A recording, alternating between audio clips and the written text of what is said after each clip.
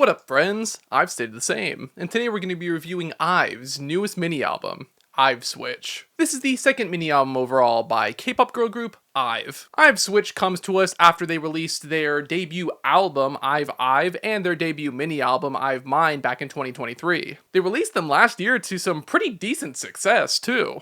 They're one of those in my opinion. I only started getting into them recently, but they're actually responsible for quite a few K-pop hits over the past year or so, going from things like Baddie, Love Dive, After Like, and I Am. That's a pretty serious portfolio, especially for a newer group. Strangely though, even though these songs in particular are pretty popular, I don't really hear much about the group themselves in the K-pop sphere. It's almost like they're mostly known for their trending songs on places like TikTok rather than the girls and artists behind them. That's a shame too, because this newest mini-album just reinforces how they have some pretty decent staying power even outside of the really good singles, even if the quality can be a bit rocky sometimes. HEYA is the fantastic opener and single from the mini-album. The combination of the booming beats, the off-kilter keyboard sample, alongside those very lush background vocals make this a dance track that you shouldn't miss out on. That chorus especially is so catchy while also being extremely layered and pretty unique too. I have a sort of fairy tale vibe going on with this track, and it's kind of impressive how they can convey that vibe with very contemporary and modern pop instrumentals. The vocals are also great and vibrant. Yujin especially has a very crisp tone that I'm really loving on this track. That final chorus too, with the tone switch, just takes the bouncy and very anthemic and fun atmosphere of this track to the next level. The lyrics are also pretty interesting, seemingly taking from an old Korean folktale and translating that into the modern era, with lyrics basically about taking control of your life and your fears. Accendio is a great follow-up to HEYA as well, taking those contemporary pop sounds and turning them colder and darker to kind of contrast the previous track's very shimmering sun. The vocals are chilling, and the drum and bass elements on this track are just seamlessly weaved into the instrumental here. The transition into the very dance pop themed chorus was also very well done, very seamless as well, adding a sort of dramatic flair to the track that makes it really engaging. Having all of these instrumental switch-ups while remaining very sonically and thematically consistent is pretty impressive. Somehow all of these tracks end up pretty relevant to each other, which is pretty nice. The vocals really carry a delicate yet commanding presence, which actually really fits the lyrics of them basically going for a femme fatale angle, but how it's almost so intoxicating then it's too much even for themselves. The opening Dear Priest line is a really amusing way to actually convey this. It's like, wow, this addiction is so bad that we need a confessional in here. That bridge, I guess if you want to call it, is also really cool with how it goes into the breakdown and then into a sort of stripped back chorus before then going back into the normal chorus as a sort of last hurrah. The entire track just has a really cool charm that not only fits the femme fatale vibes, but also the sort of icy feeling that kind of permeates a lot of these songs. The next track, Blue Heart, is another really cool and unique song, having a very sort of rigid beat in the intro of the track while also having a very big vocal focus, before it just goes into this sort of like drum and bass electro instrumental as we approach the chorus. It's almost robotic at times, which fits really well with the very breathy synths and the auto-tune vocals that this track has. The drums when this happens are just punchy as hell, and this track has a drive to it. The chorus when that hits is just so catchy. It's like we're constantly moving with no sign of stopping. The bridge is also a great respite with those wistful synths in the background, kind of bringing us back to the fairy tale vibes of the first track too. The lyrics are also perfect for the sound as well, as they describe having a frozen blue heart that's numb to all emotion while also having a burning red heart underneath. This could be about a relationship, which the lyrics do touch on,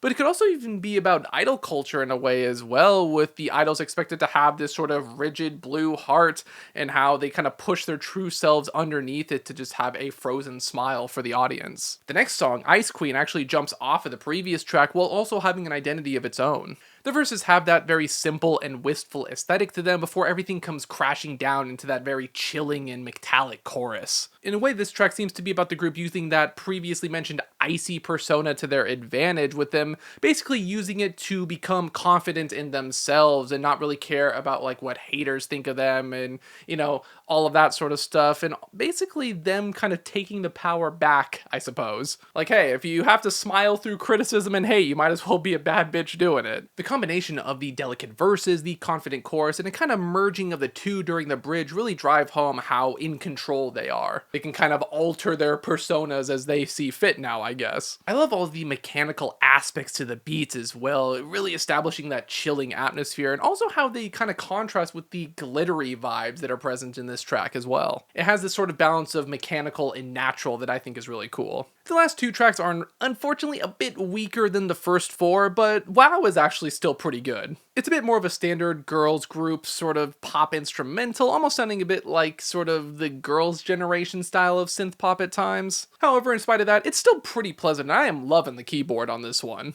I guess in a way it's also fitting that they have a more natural song near the end of the mini album, kind of showcasing how they're starting to bring their true personas back up to the surface. The reintroduction of the drum and bass beat on this song also helps establish a bit more of an identity compared to a lot of these sort of girl group K-pop pop songs. The wow vocals in the chorus, alongside the background vocals as well, also help establish more of an identity compared to some of the other synth pop songs that you see groups doing these days. It's a very light and breezy track overall. However, because of this, the rap verse that comes in around the bridge just feels a bit unfitting. It's not bad per se, but the tone used here just doesn't match the flow all that much. I much rather would have had this sort of stuff, like the rap verse and all of that, appear on the icier songs on the album. That being said though, I do still quite like this track overall. The final track on the mini album, Reset, goes much more in a contemporary R&B direction, and also having a bit of reggaeton influence here as well. It ends the mini album on a sort of low-key dancey note, and it's just not really my thing. The verses are okay, I guess, just nothing really special with the rumbling bass tones and the sampled vocals here and there. The problem though is that it never actually goes anywhere other than this. The chorus is actually largely the same as the verses, so nothing's really changing on this track. And I find that even though it does have a sort of interesting, like, melancholic undertone to it, it's kind of boring. However, to kind of bounce off of that melancholic undertone, the track also has a sort of tongue-in-cheek vibe to it as well, especially during lines like when gaeul says, "Why didn't you treat me right when I was around? Now you try to hold on as I leave." Because of lyrics like these, it has this sort of like melancholic relief to it, like a weight is being lifted off of your shoulders. It's almost like you can start breathing again, especially as this track clearly comes off of a sort of broken relationship and how this person didn't appreciate them, but right when they're starting to leave is when they try to beg for them back. In a way though, that's kind of this track's weakness. It's about a start, a place to begin moving forward. But instrumentally, it's only the beginning. It doesn't actually have a destination where it ends up.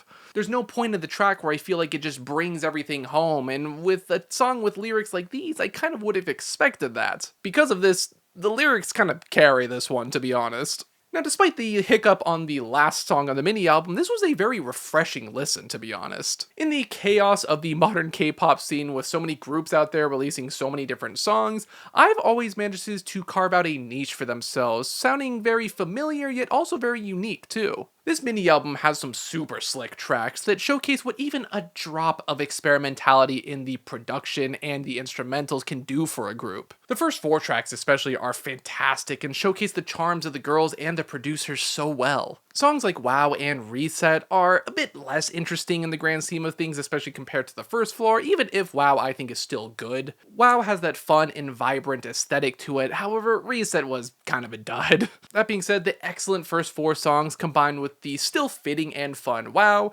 alongside the pretty interesting lyrics and cadences expressed on this album, make this something that actually manages to stand out and carve a niche for itself. It showcases a lot of IVE's very unique charms and why they're such a subtle yet prominent force in the K-pop scene today. I'm feeling a light 7 on IVE Switch by IVE. Of course, we still have to talk about album covers on this show, and this one's pretty interesting. It has that sort of like gradient, vibrant, and vibey aesthetic to it. Surprisingly, for a K-pop album, it doesn't really showcase the members on it, which I think is pretty interesting and unique as well. They are very confident in expressing their sort of themes through the cover rather than having the girls on them as a selling point. I think the color choices is pretty nice. It's very pastel-y. I think it fits the vibrant yet kind of subtly chilling atmosphere of the mini album. The text in sort of album typography could be maybe a little hard to read, so maybe be careful of that. But overall, as a whole package, I think it's pretty fun. But of course, those are just my thoughts on this newest mini album by IVE. What did you guys think? Do you think this just showcases all of IVE's charms and they're kind of just continuing to do what they do best? Or was this not really the sound you wanted to see them go in? Let me know. Be sure to like, comment, subscribe, ring the bell, and I won't switch up on you. And until the next one, farewell.